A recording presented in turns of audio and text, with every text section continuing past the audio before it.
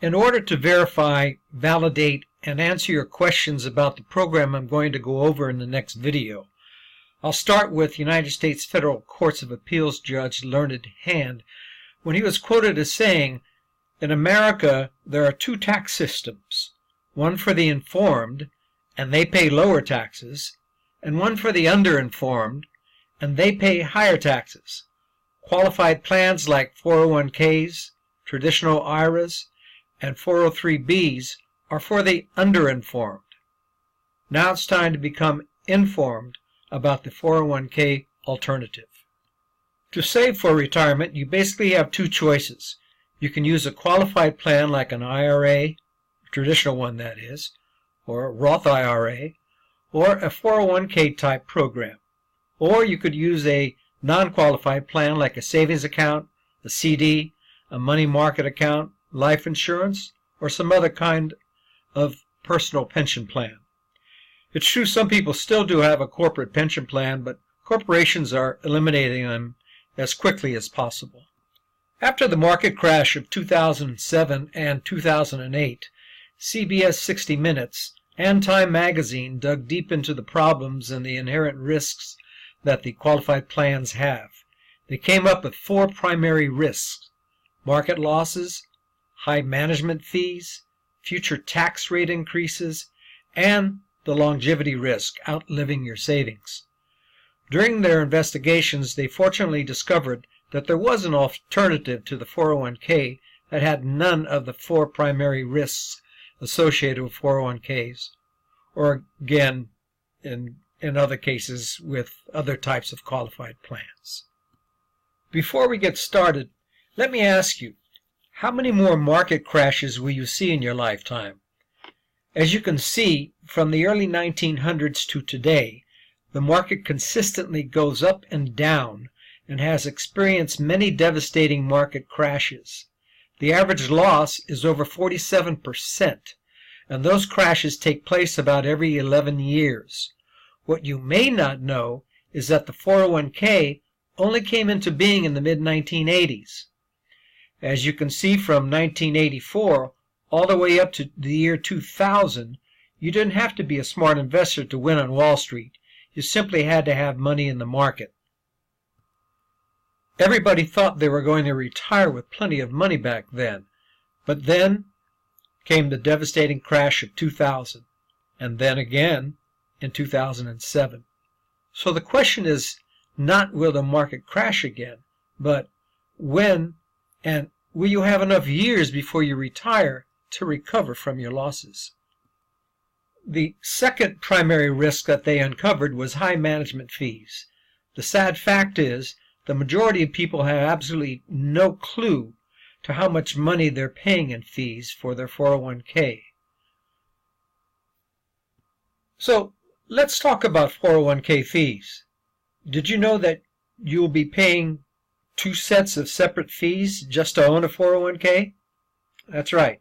According to the 401k average book, people are paying between 0.87% and 1.88% just to own a 401k. If you were employed by a really big company, you'd probably be paying less, but if you're like most people, you could easily be paying 1 to 2% more. And according to Forbes magazine, the average mutual fund fees can run anywhere from 3% to as high as 5%. And according to Forbes magazine, the average mutual fund fees can run anywhere from 3% to as high as 5%. So it's very possible to be paying a total of a minimum of 2% to as much as 5%. What you see pictured here is the cover of the Department of Labor's booklet on 401k plan fees that I will include in my email to you.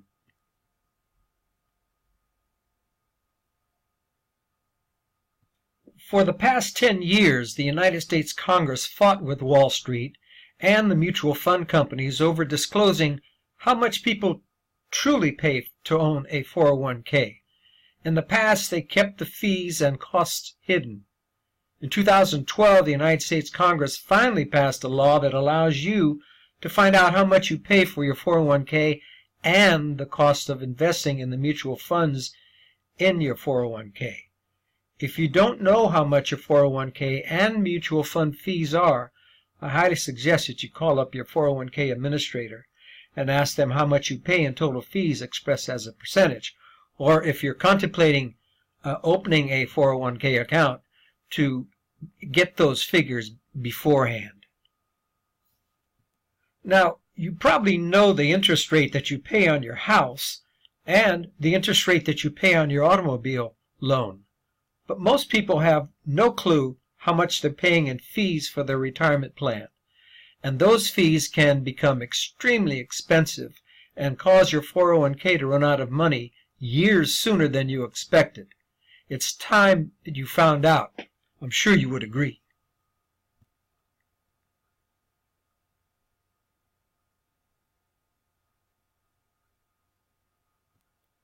The next item they reviewed was future tax rate increases. Most people I talk to tell me they believe the taxes will go up, and even up again between now and the time they pass away.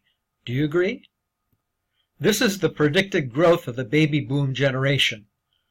How will the government meet their financial obligations for Social Security, Medicare, and prescription drugs? Okay, now, which way will taxes go? As you can see, the chart on the left shows an increasing bar chart. That's the money that the federal government has to come up with in order to balance the budget. The black line is the government's revenue, or what we call income taxes. The chart on the right shows where taxes have been since the early 1900s. And believe it or not, we are paying far less now than in the past. Because the government is short on revenue, the odds are that taxes will continue to go up in order to balance the budget. Which way will taxes go? Well, as you can see here, this is the United States national debt. And as I'm speaking with you on this, while I'm making this video, it's increasing by the second. Today, there are no longer 42 people contributing to Social Security for every one person who takes money out of the program. The ratio has fallen to 3 to 1.1, and in another 7 years, it's going to be closer to 2 to 1, and this is the year 2017. As of 2012, the Social Security program costs the government over $700 billion per year, or about 20% of the federal budget. Medicare suffers from the same demographic challenges as Social Security. As of 2012, it costs the government over $500 billion per year. The fiscal strain of these two programs alone could bankrupt the United States of America. The United States currently spends roughly 76 cents of every tax dollar it brings in on 4 items: Social Security, Medicare, Medicaid, and interest on the national debt. Absent any action on the part of Congress, however, the percentage of the government's revenue required to pay for these 4 big-ticket items could balloon to 92 cents of every tax dollar by the year 2020. According to the Congressional Budget Office, if Social Security, Medicare, and Medicaid go unchanged, the rate for the lowest tax bracket would increase from 10% to 25%. The current 25% bracket would rise to 63%, and the highest bracket would go from 35% to 88%. Let me take you back in time. From 1960 to 1963, the lowest marginal tax rate was 20%. The middle bracket was 69%, and the highest marginal tax rate was an astounding 91%. This, my friends, is a path we've been down before. Here's a simple explanation of how increasing taxes will affect the amount of money that you'll have left to retire on. Imagine this bill at the top was your 401k retirement money. The red portion is the tax-deferred portion that belongs to the United States government. The large part on the left is the money that you will have saved for your retirement. If taxes went up, as you can see below, The government ended up taking more of the money that you had saved to retire on by just raising taxes. That's the danger of the tax time bomb that you'll experience just when you need your money the most. So how will the government make up for the shortage? Well, the government has limited options. They're either going to raise taxes, change tax brackets, or eliminate tax deductions, or possibly do all three in order to grab as much of your qualified retirement plan as possible. The next risk that they explored is the fear of most seniors. Will I outlive my retirement income? As a matter of fact, AARP did a survey, and 61% said they feared running out of money more than they feared dying. Now let's talk about the 401k alternative. The editor of Time magazine was being interviewed on MSNBC Morning Joe, and he was exposing all the problems associated with 401ks and qualified plans. They finally asked him, if we shouldn't be putting our money into a 401k, where should we put it? His response was to put your money into an insurance plan that guarantees a pension. This plan not only guarantees you a lifetime pension, but it can provide you with tax-free income that will last until the day that you die and guarantee you that you will never lose another penny when the market crashes again. After people start becoming educated on this 401k alternative, they figure they should run it by their CPA. The problem is that most CPAs know nothing about this program. But as you can see here, according to the Federal Reserve, in a Wall Street Journal article from October of 2010, 22% of all the money invested in this plan is owned by the wealthiest 1%. Remember, those 1%ers are billionaires, and that 55% of all the assets in this program are owned by the wealthiest 10%. Those are millionaires, and multimillionaires know something your CPA doesn't know. So why do I mention this? Well, let me ask you a question. Do you seriously think that a billionaire or millionaire ever invested any money into any program before talking to the smartest, brightest, highest paid advisors that money can buy before putting any money into this program? Well, of course not. So if you were to go to your CPA and your CPA said, no, I don't think you should do this, it's simply because they have no idea what the program is. They're not going to tell you they have no idea what it is because they don't want to look uninformed. They will say, I don't think you should do it. So, why is this program so great? Because you're getting a tax-free retirement savings and a tax-free death benefit for your family if you were to pass away prematurely. It is all rolled into one simple plan. Unlike a 401k, you can take a tax-free income at any time without having a mandatory repayment. And you can take income now while you're working to pay for things like a child's college education, pay off a car loan, or you can take income from it when you retire. And you get all this for the same amount of money you would be putting into your 401k or qualified plan without all of these benefits.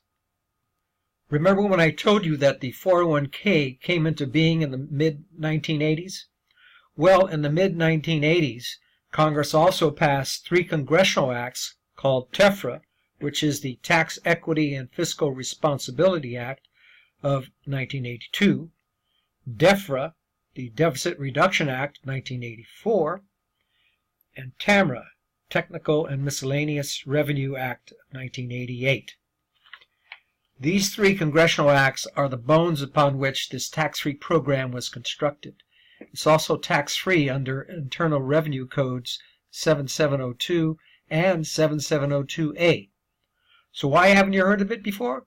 Well, because between 1984 and the year 2000, the market was going up year after year, and anybody that was in the market was making a lot of money, and they simply had no interest in exploring anything else. Everyone forgot about the fact that the market would eventually crash.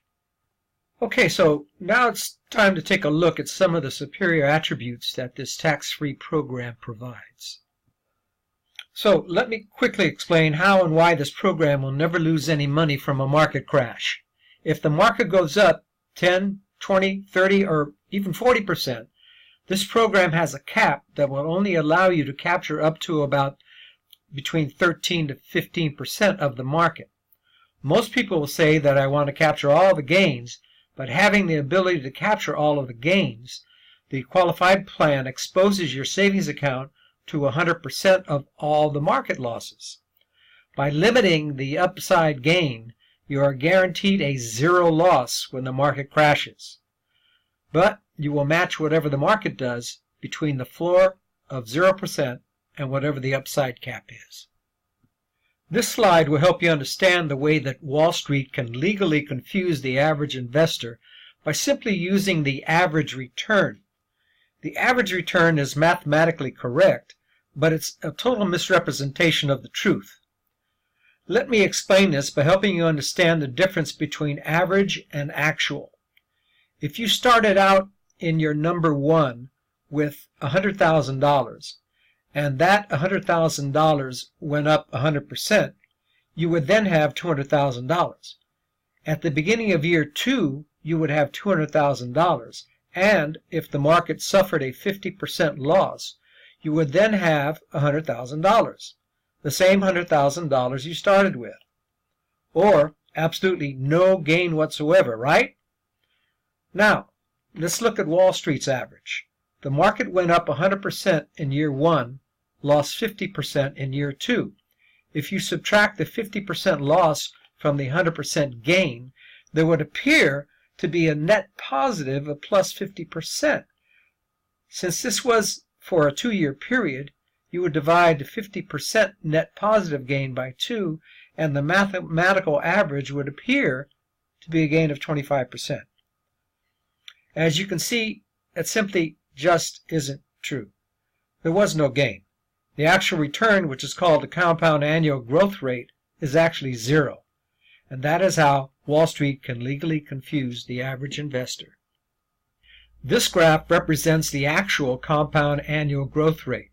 Over the past 15 years, even with the dramatic increase that Wall Street made in some of the years, the losses of 2000 and 2007 produce an overall compound annual growth rate of just under 3%. A tax-free plan has a compound annual growth rate of 6.9%. Both of these examples do not include any fees or dividends. This is just a graphical representation to help you see a huge disparity that is created when you do not suffer any market losses. So let's talk about the benefits of the tax-free plan. Already discussed, there are no market losses, but in addition to that, the tax-free plan has 30 to 50% lower management fees, provides tax-free income, income until the day that you die, and flexible contributions. In this example, the tax-free plan is 53% less in fees over this person's lifetime.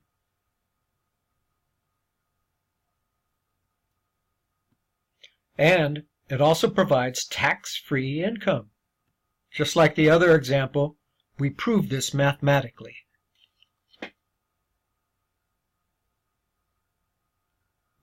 Lifetime income. Again, we verify and validate it mathematically.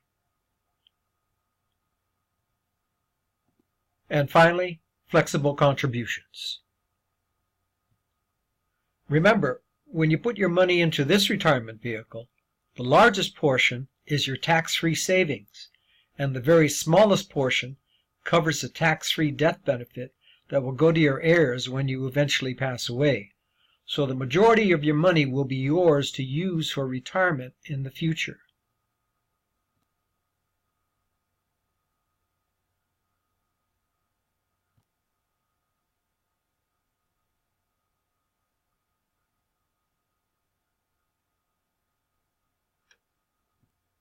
The next 2 or 3 slides will be a little confusing, but the last slide will clear everything up.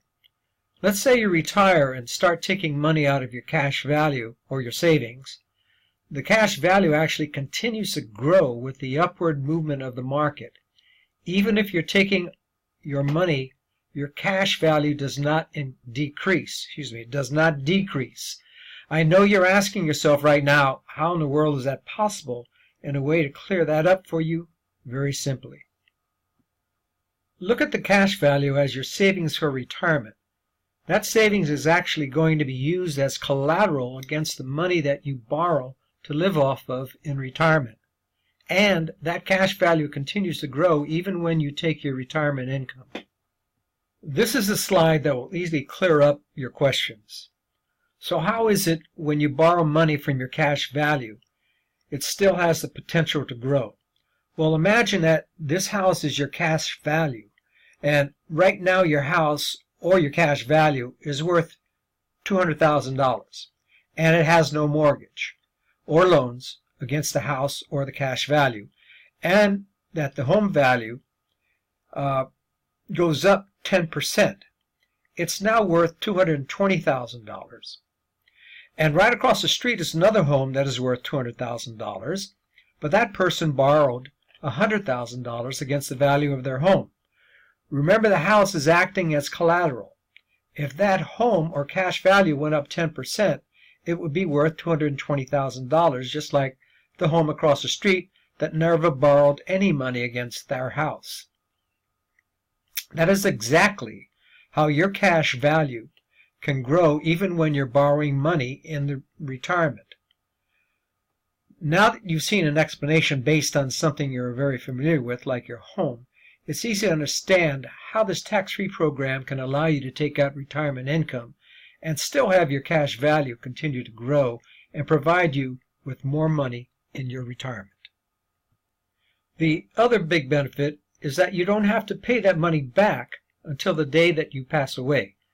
As you can see in this example, the cash value has grown quite large, and when a person passes away, they subtract their retirement income that they borrowed along the way and the interest that accrued, and the balance is passed on to your heirs tax-free. Now that you can see it presented in a simple fashion, it's easy to understand.